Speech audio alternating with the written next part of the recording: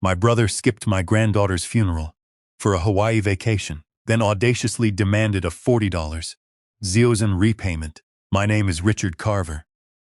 During the exact year I turned 58 years old, my family decided to teach me a lesson about how cheaply they valued human life. I was standing motionless in the center of the county cemetery, my leather work boots sinking into the saturated, rain-soaked grass. In front of me were two freshly dug graves, the earth still damp and smelling of raw soil. My son Tom was resting in the wooden casket on the left side. My 6-year-old granddaughter, Lily, was resting in the smaller white casket on the right. When I was watching the grave diggers begin to throw the first shovelfuls of wet dirt down into the earth, the cell phone securely tucked inside my canvas work jacket began to vibrate against my chest. My younger brother, Nathan, and his wife, Mallory, had refused to show up at the solemn funeral service. They had casually dismissed the burial of their direct nephew and niece as a trivial, insignificant event that wasn't worth attending, and they'd boarded a first-class flight to a resort in Hawaii the next morning. 5 days after I'd to physically stand there and watch my entire world be permanently buried under 6 feet of dirt, Nathan had the absolute audacity to call me. He didn't call to offer his condolences. He didn't call to ask how his grieving older brother was surviving. He called to demand a sum of money. The words he casually spat out of his mouth next became the reason why I swore I would ever refer to him as my brother again for the rest of my life. Where are you watching from? If a painful story like this one can make you feel a little bit less isolated and alone in this world, then you've come to the right place. Please drop a comment down below and let me know where you're listening from today. This specific story originated during the darkest week of my life, but I promise you, it ends in a place of peace I could have imagined. Lately, my eyes snap open at 4 a.m. every single morning. The house standing behind me is plunged into total darkness, and the silence is, and that it makes my skin crawl as I drag my boots across the loose gravel driveway to climb up into the cab of my duty semi-truck. The familiar cramped space inside the cab still reeks of diesel fuel and the aroma of burnt black coffee. I've been driving long-haul freight trucks across the country for 3 decades. My rough hands are permanently covered in thick, hardened calluses, and engine grease is permanently embedded straight into the beds of my fingernails. My boy Tom had served as my dedicated co-driver for many years before he saved up enough hard-earned cash to purchase a smaller, reliable rig of his. Tom's duty, stainless steel insulated thermos is still sitting upright in the passenger side cup holder, resting in the spot where he used to sit beside me. I use that thermos to drink my water. It belongs to him. Right there, nestled closely against the metal step of the passenger door, there are 2 bright yellow rubber rain boots lined up side by side. They are resting in the exact same spot where my little Lily had left them after the last cross-country trip she ever took with her grandfather. Every single morning, I lie to and say that today is the day I'll pack them away into a box. Then, another morning passes, and I realize I don't have the physical strength to move them. 11 months ago, I still had a warm, loving family waiting for me to come home. Before I continue pulling this load forward, it's crucial you understand how I lost them in the first place. The skies dumped torrential, blinding rain for 3 consecutive days during the early spring of that year. It was that violent, relentless type of severe weather that can effortlessly transform a bone-dry, rocky creek bed into a raging wall of destructive water in less than 20 minutes. At that exact moment, I was hauling a load of industrial freight, roughly 500 miles east of our hometown. The bright screen of my smartphone illuminated the cab while I was standing outside in the rain, pumping diesel fuel into my tanks at a truck stop in Ohio. Tom had been urgently forced to pick Lily up from her elementary school earlier than scheduled because of a severe, county-wide flash flood warning broadcasted over the emergency radio. My son was an cautious, responsible man. He had spent 20 long years operating machinery on highways and had received a single speeding ticket or moving violation. Because the interstate highways were already experiencing severe, localized flooding, Tom made the logical, safety-first decision to take a long, winding detour, utilizing the elevated county connecting roads to get his daughter home securely. There was one specific, low-lying section of road that intersected a narrow creek bed located right alongside the old Henley farm. It was a deep, concave concrete dip designed to allow excess water to flow over the top of the road during storms. On that afternoon, an unprecedented flash flood surged down from the high mountain ridge at the exact second that Tom's reliable truck was navigating across that submerged concrete dip. 2 days later, the county search and rescue dive team located my son's truck. It had been crushed and wedged underneath the trunk of an uprooted oak tree a quarter of a mile downstream. I refuse to provide you with the graphic details of what was left inside that mangled steel. Lily was 6 years old. She was a bright spark of pure joy, and she inherently deserves to be remembered for her radiant smile than being reduced to a detail in a story. I slammed my boot down onto the accelerator and drove like a complete madman for 9 consecutive hours without stopping once, my trembling hands gripping the steering wheel tightly, that my knuckles turned white. When I pulled my rig into our neighborhood, the entire small town had already heard the news. Stacks of homemade casseroles and covered dishes were already piled high on my front porch by sympathetic neighbors, and the local sheriff's patrol cruiser was parked right at the end of my gravel driveway, its light bar, but its presence speaking volumes. The first phone call I made, after I'd to walk into that morgue and physically identify the lifeless bodies of my son and my granddaughter, was to Nathan. He was my one and biological younger brother, the absolute last remaining thread of my bloodline, left standing on this earth after my wife had passed away from cancer many years prior. I'd foolishly believed that, regardless of how self-absorbed and he had become over the years, this was the one definitive moment in time when he would drop everything and rush to stand by my side. The first words out of my brother's mouth when he answered his phone were to casually ask me if the funeral service could be postponed for another 2 weeks. He and his pretentious wife, Mallory, along with their spoiled, entitled children, had already planned and paid for a family vacation to Hawaii. They were scheduled for 8 glorious days of sunbathing on white beaches and eating gourmet dinners on private yachts, and they'd booked the non-refundable tickets all the way back in January. I let out a raw, guttural roar into the receiver, reminding him that his biological nephew and his niece had been killed in an accident. Nathan remained on the line for a long moment, and then he responded using a detached, calculated tone, the exact same dismissive tone you would use when reprimanding a low-level junior employee who had missed a minor administrative deadline. After that infuriating call, Mallory, controlling matriarch, who needed to micromanage every single aspect of the family, hijacked the family group chat. She typed out a series of defensive messages, pointing out that their airline tickets were non-refundable and that her children had been eagerly anticipating this tropical getaway for months. Then she had the absolute, unmitigated gall to type out this sentence: "Richard, you wouldn't expect our entire family to cancel on vacation because of a trivial, insignificant event that isn't worth obsessing over." 2 minutes later, a notification popped up on the screen. It was a direct response from Nathan in the group chat.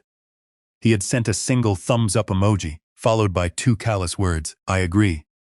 They didn't even bother to ask how Tom and Lily had tragically lost their lives. They didn't ask if I needed someone to help me handle the emotionally logistics of planning a double funeral. They cared to ask which specific week would be the most convenient for my family's burial, that it wouldn't interfere with their beach itinerary. "I'm burying my family this Saturday," I typed back, sending one single definitive sentence. "With or without your presence." I threw my phone across the cab of my truck, and I initiated another call to them again. The entire first row of solid oak pews inside the small community church was reserved for the immediate, blood-related family members. It remained. I sat in the second row, surrounded by the hard-working people who wanted to be there. My elderly Uncle Ernest had stubbornly driven for 4 hours through the rain to be there. He stood right beside me, resting his wrinkled, shaking hand on my broad shoulder, acting like a wooden fence post trying to keep me from collapsing under the weight of the storm. There were rugged, freight dispatchers from Tom's former trucking company, standing respectfully in their sweat-stained, high-visibility uniform shirts.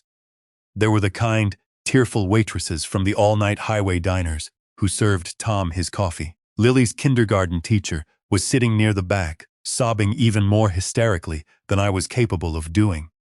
The entire local youth soccer team was there, respectfully dressed in their bright blue athletic jerseys, because Tom had been their dedicated, passionate volunteer coach.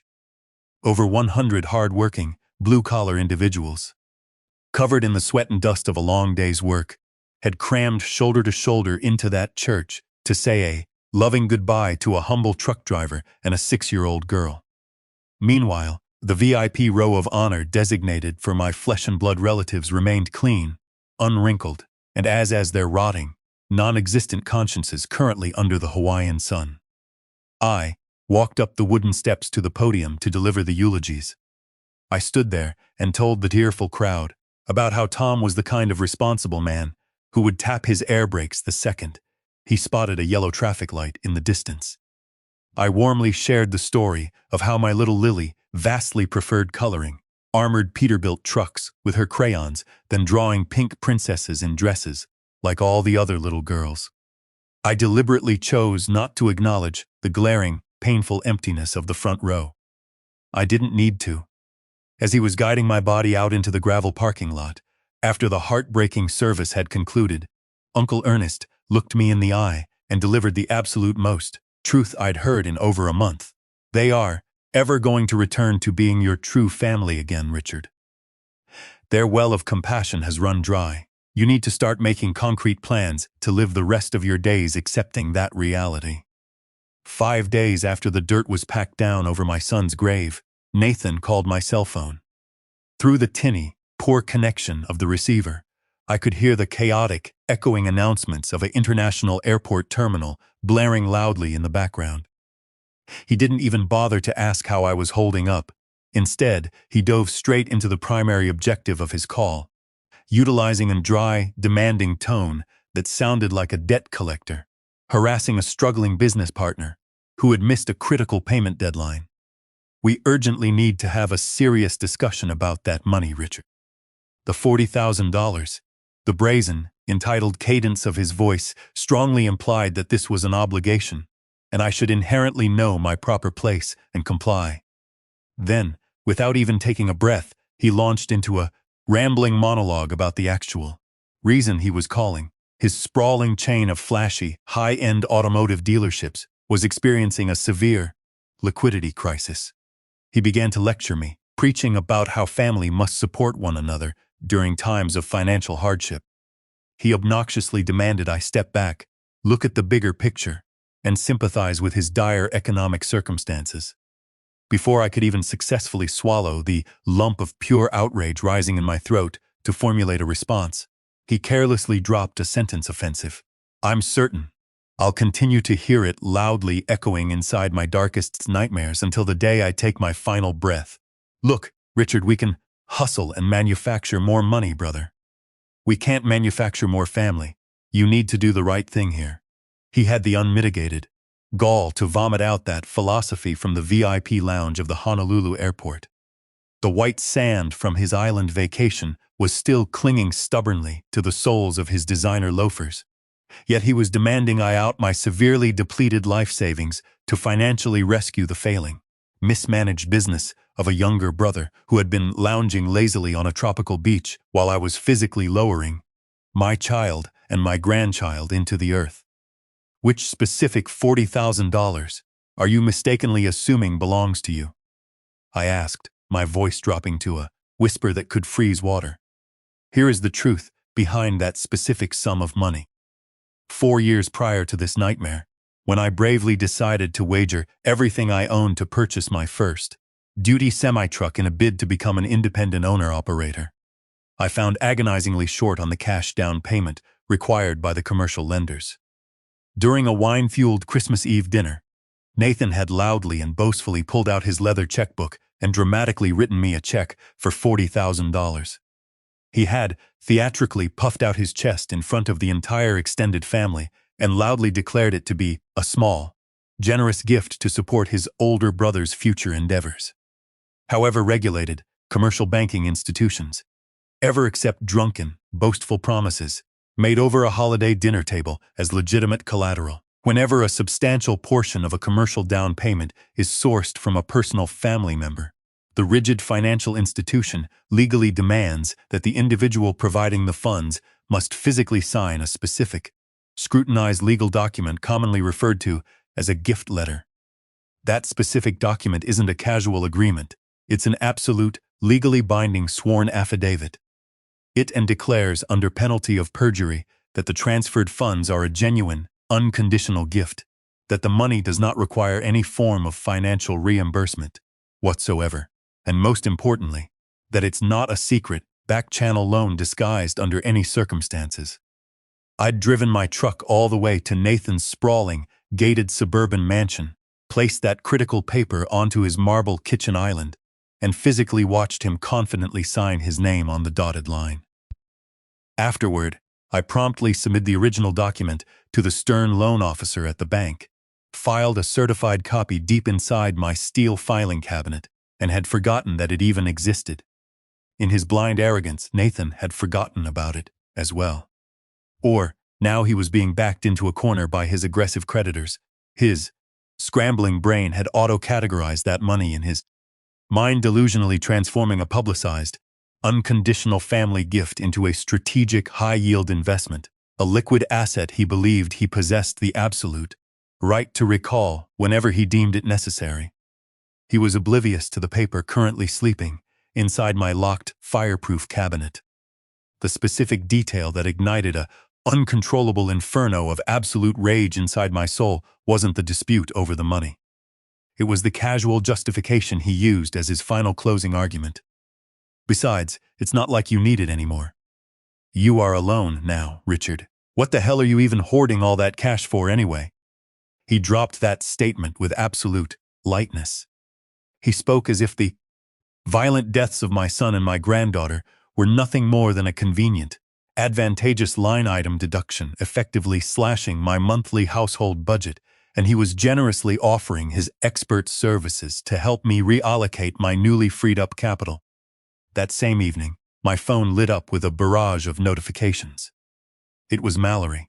She had launched a relentless text message assault, preaching a psychotic narrative that our family's financial wealth was a communal, shared pool, arguing I'd already dipped my bucket into that pool once before, and that it was now someone else's rightful turn to drain it.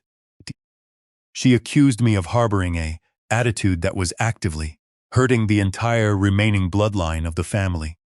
1 week later, a distressed younger cousin called me in tears.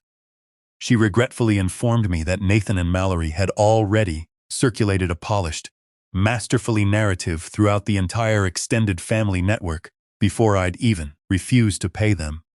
Their constructed script painted a sympathetic portrait of poor, struggling Uncle Nathan, fighting to keep the family legacy alive, contrasted against the villainous image of Uncle Richard, sitting like a dragon on a pile of hoarded wealth, refusing to help his flesh and blood.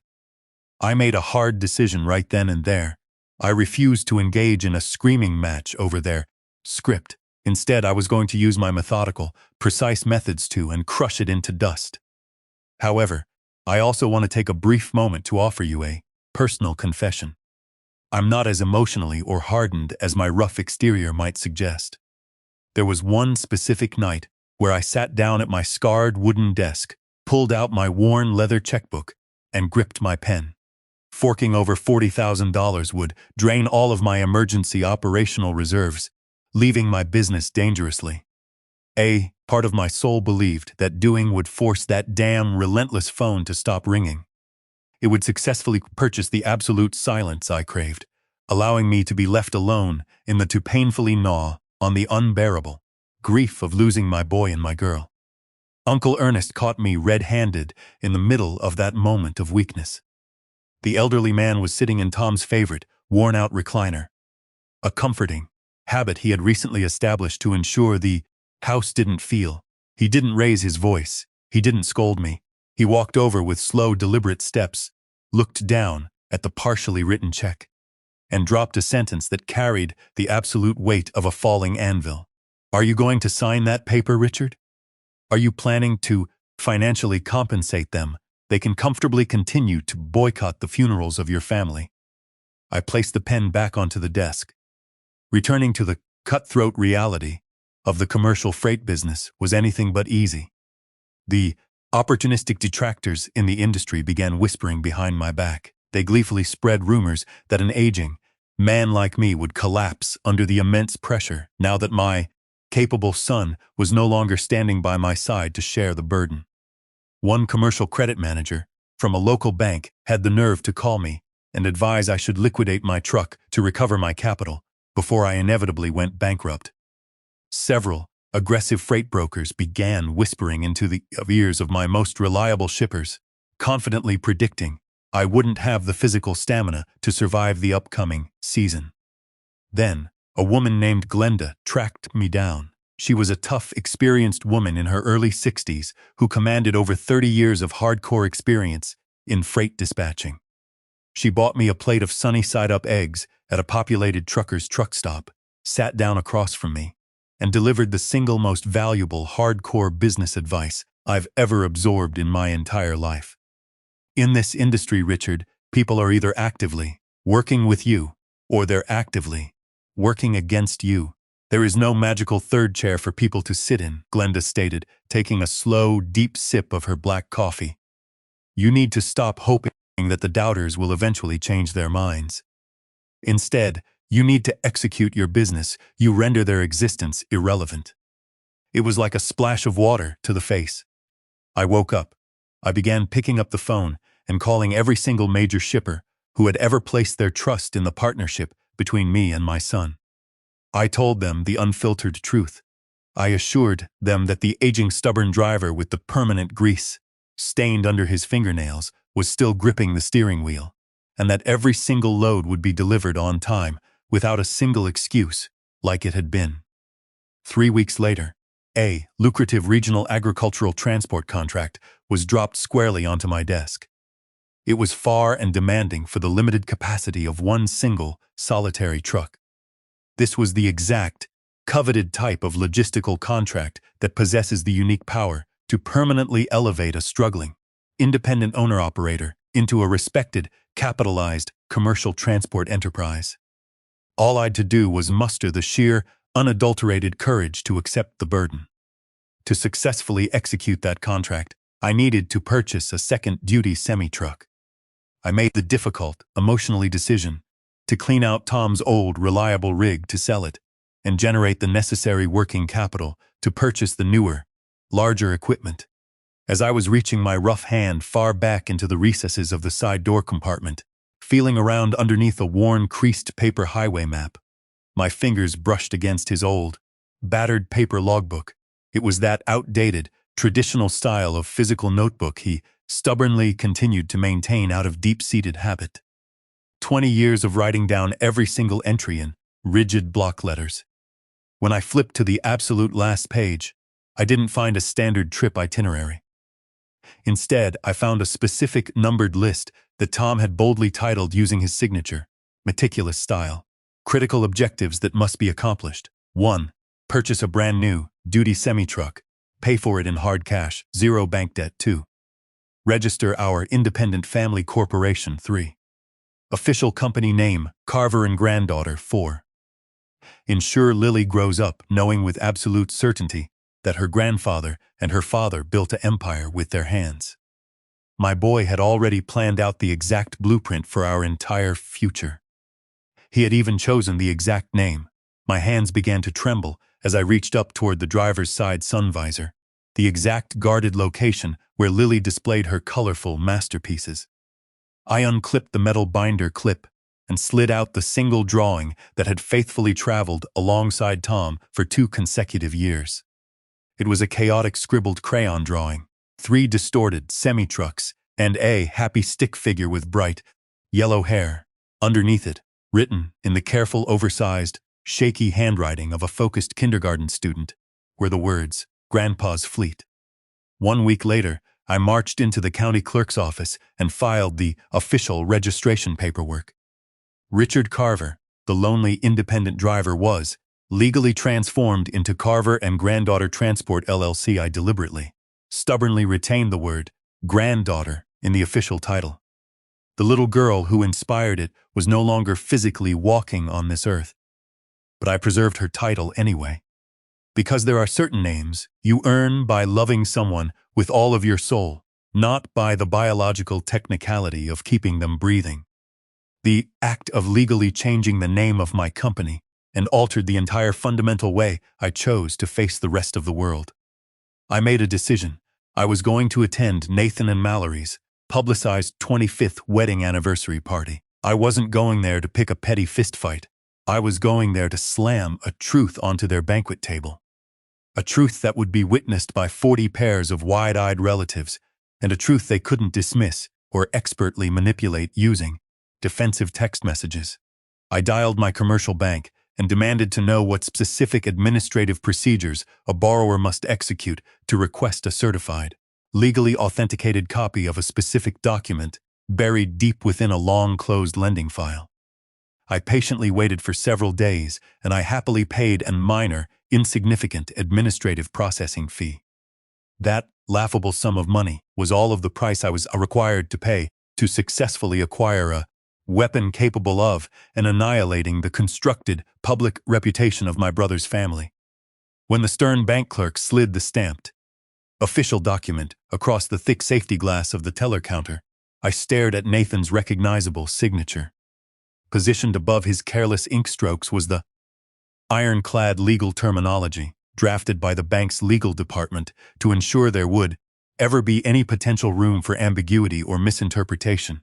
These specific transferred funds represent a genuine, unconditional gift. No form of financial repayment is expected, required, or implied. This transaction is not a loan under any circumstances whatsoever. While I patiently, methodically waited for the fast-approaching date of their anniversary party, my expanding transport company successfully acquired its second duty truck, and shortly after, a third rig. Experienced, reliable veteran drivers began voluntarily abandoning their stable positions at transport to come work for me. They made that choice because I possessed a well-known reputation for paying a competitive, fair wage, and because I ever lied to them about the realities of the job. We painted the entire expanding fleet of trucks in a rich, professional hunter green. The bold words Carver and Granddaughter Transport were painted in bright white lettering along the side panels. Underneath that name was the detailed, traced image of 3 distorted, chaotic crayon trucks, an exact, loving replica of Lily's masterpiece. News travels through the tight-knit, gossipy networks of a small town with a supernatural velocity.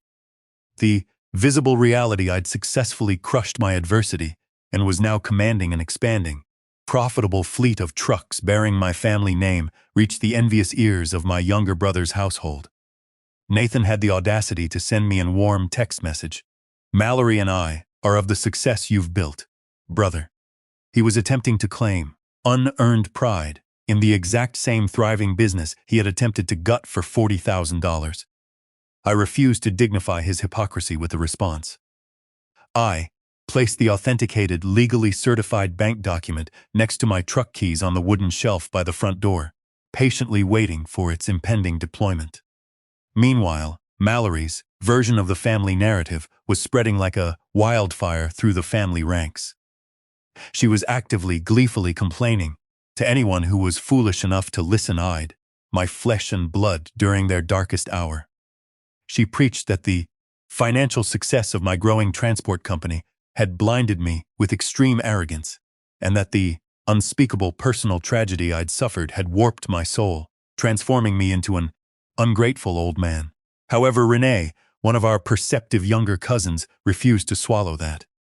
She had accidentally, but fortunately, overheard the intricate details of Mallory and Nathan's coordinated ambush plan while sitting at the kitchen table of one of our elderly aunts. The couple had designed a psychological trap intended to back me into an inescapable corner at their anniversary party. The calculated plan was for Nathan to dramatically stand up during the emotional toast portion of the evening, tearfully recount the severe financial hardships currently plaguing his family, and then publicly beg for my urgent financial assistance right in front of the entire crowd. It was a emotional snare designed to extract one of two possible outcomes. Either I would cave to the immense social pressure and submissively hand over the cash in front of 40 judgmental relatives, or I would refuse, thereby publicly confirming my status as the blooded monster they'd painted me to be. It was a brilliantly executed, masterfully designed trap, where both potential exits ultimately led to the exact, profitable destination they desired. Renee had investigated the situation and discovered something different. She had scrolled back through the extensive history of Mallory's curated social media profiles and ultimately unearthed the smoking gun.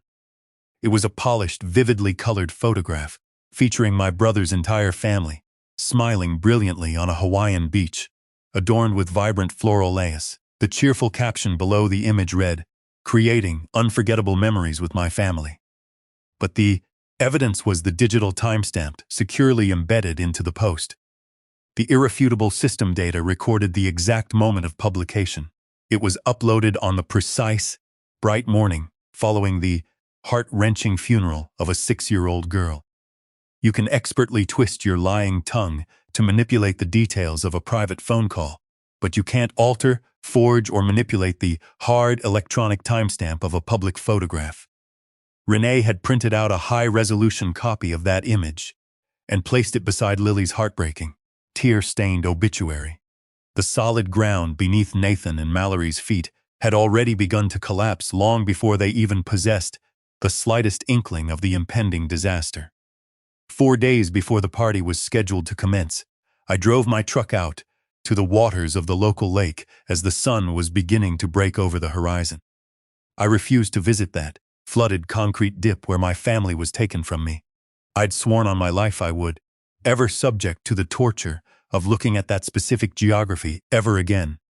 Instead, I drove far upstream to the area where Tom used to happily carry a giggling Lily high upon his broad shoulders and patiently teach her how to expertly skip flat stones across the surface of the water. I sat there in total silence, holding a steaming mug of black coffee in my rough hands, and I spoke aloud into the crisp morning air. I asked the lingering spirits of my son and granddaughter if I was executing this confrontation for the right, honorable reasons. I didn't harbor any deep-seated desire to witness my brother's family become destitute, nor did I want to see my nephews and nieces evicted onto the streets. I was not wired to derive sick pleasure from the utter destruction of others. The one specific thing I required was simple. I demanded that the hard, unvarnished truth be dragged out into the blinding light of day. I needed to ensure that the next time Mallory or Nathan ever dared to casually dismiss the death of my granddaughter as a trivial, insignificant event, an entire room full of our relatives would know with certainty who the true scum in the family was. The tense night before the event, Uncle Ernest offered to physically accompany me to provide needed emotional backup. I respectfully but declined his generous offer. If I show up with a dedicated bodyguard, Ernest, it will look like I came intending to start a chaotic brawl, I stated. I'm going to walk through those doors and present the absolute truth to those 40 relatives, and then I'm going to walk away. Uncle Ernest offered a slow nod, displaying the exact same respectful motion he had used on the day of the double funeral. Your younger brother has, in his entire life, possessed even a fraction of the raw, unadulterated courage you possess, Richard. The decorated church fellowship hall reeked of the overpowering scent of carnations and the aroma of roasted coffee. A opulent multi-tiered cake, displaying an edible wedding photo of Nathan and Mallory, dominated the dessert table. A obnoxiously shiny gold banner screaming, "Happy 25th Anniversary" hung from the ceiling, and 40 of our extended relatives were happily chatting and laughing loudly. When Mallory's judgmental eyes locked onto me as I walked through the wooden double doors, her made-up face contorted into a complex, revealing expression. It was a mixture of genuine shock, followed by a flash of absolute victory. Because in her twisted mind, she believed I'd blindly, stupidly walked straight into the inescapable trap she had set. The party proceeded right up until the anticipated, emotional toast portion of the evening. Nathan cleared his throat, stood up tall, tapped his silver fork against his champagne crystal, and deliberately turned his entire body to face where I was sitting. The entire noisy hall plunged into absolute dead silence. Some of us in this room have been blessed by success, but have tragically, horribly forgotten where the deep roots of those blessings originated. Nathan launched into his theatrical speech. My wife and I generously, selflessly, helped my older brother Richard when he had nothing to his name. $40,000 in hard cash now, precisely when his business is exploding with success. He refuses to lift a single finger to help his struggling flesh and blood during our time of need. Mallory leaped up to plunge a poisoned dagger into the wound. It is an absolute insult. We had to cancel our important, once-in-a-lifetime family vacation, missing an unforgettable milestone, all because of his trivial, insignificant family event. This abandonment is how he chooses to repay our immense generosity. I didn't raise the volume of my voice. 40 people in that tense room were collectively holding their breath, anticipating a chaotic, screaming explosion. Instead, I delivered a calmness that sucked the oxygen straight out of the room. I deliberately reached my calloused hand deep inside my coat pocket, pulled out the detailed, color-printed photograph, and slapped it down flat onto the white tablecloth. This specific date right here is the exact day that my son and my granddaughter were permanently lowered into the earth. I stated, my resonant, gravelly voice articulating every single syllable with clarity. And this right here is the electronic timestamp permanently embedded on this disgustingly cheerful beach photo that Mallory happily uploaded one day later. I lifted my hardened gaze and stared into the terrified, dilating eyes of those two absolute monsters. You didn't miss the funeral because you were protecting our family. You callously, heartlessly, the burial of a 6-year-old child you could go sip drinks on a tropical resort, and then you flew back home to extort money from a broken man who had lost his entire universe. The crowded room became, I could distinctly hear the low, monotonous buzzing of the air conditioning unit, mounted high on the ceiling. Nathan's face flushed a deep, humiliated shade of crimson. He leaped up from his chair, screaming with no control. You are deliberately twisting everything to make us look bad. My dealerships are going bankrupt. You owe this family. I patiently allowed him to scream until his lungs ran out of air. Then, moving with slow, deliberate precision, I reached into my coat and pulled out the second, folded paper. I slid it across the table, stopping in front of their dinner plates. You signed this specific legal document at your kitchen table, I stated, my voice devoid of any emotion. It explicitly, legally states in clear terms that the $40,000 was an unconditional gift. There is zero expectation of repayment. It isn't a loan, therefore. Demanding I pay it back like an outstanding debt is legally absurd. You could have humbled and politely asked me for help. You can't demand. I repay a debt you swore under the penalty of perjury existed. I turned and directed 3 statements at them. Because when you're armed with the truth, you don't need to strain your vocal cords to win the argument. I looked at Mallory's pale face. You successfully taught me what specific types of family events are worthy of attending. I'll remember that lesson for the absolute rest of my life. I then turned my gaze toward Nathan, whose face had now been drained of all its blood, looking like a terrified ghost. You casually asked me what the hell I was hoarding all that money for. Do you want to know the answer? I used it to purchase the burial plots and to pay for the granite headstones for my dead family. You, on the other hand, needed it to go to Hawaii. Rini stood up. I was physically present at that funeral, she announced loudly, and to the entire room. Every single word that Richard said is the truth. I've the detailed cross-referencing data right here. After that validating statement echoed through the room, everything seemed to move in slow motion. An elderly aunt hesitantly reached out and pulled the legally certified gift letter toward her, that the other horrified relatives sitting at the table could read it with their eyes. Mallory's mouth opened and closed, weakly calling out my name one single time. acting as if she was clinging to some insane fantasy where I would sit down and share a slice of anniversary cake with her. That fantasy was dead and buried. Nathan, and of his last shreds of defensive resistance, slumped his shoulders forward. He uttered the most statement I'd heard from his mouth in 11 months. "Richard, I'm scared," and I believed him. He was terrified for himself, horrified because his empire was collapsing around him. He still hadn't bothered to utter Lily's name a single time. He once acknowledged the front row at the funeral. There was no genuine apology for his behavior. There was not a single, microscopic ounce of true compassion offered for my immense grief. I folded the 2 pieces of paper and securely tucked them safely back inside my canvas coat. "I hope you figure out a way to successfully navigate your mess, Nathan." "I do," I said, "but you're going to have to figure it all out without my help." I walked out the doors into the parking lot. The crisp night air was and pure, and for the absolute first time in what felt like an eternity, I felt like I could effortlessly fill my scarred lungs with oxygen. The disgustingly narrative I owed them $40,000 was permanently slaughtered inside that church hall that night, and it dared to rear its head ever again. Nathan's sprawling chain of automotive dealerships suffered a publicized financial collapse later that fall. I proactively severed all lines of communication with every single one of them. I didn't send any emotional, dramatic farewell letters, nor did I engage in any further screaming matches. I stopped answering their calls. A comforting silence began to permeate my house, carrying with it a healing sense of peace I'd tragically lost for many years. I chose to closely guard the few people who had chosen to stay.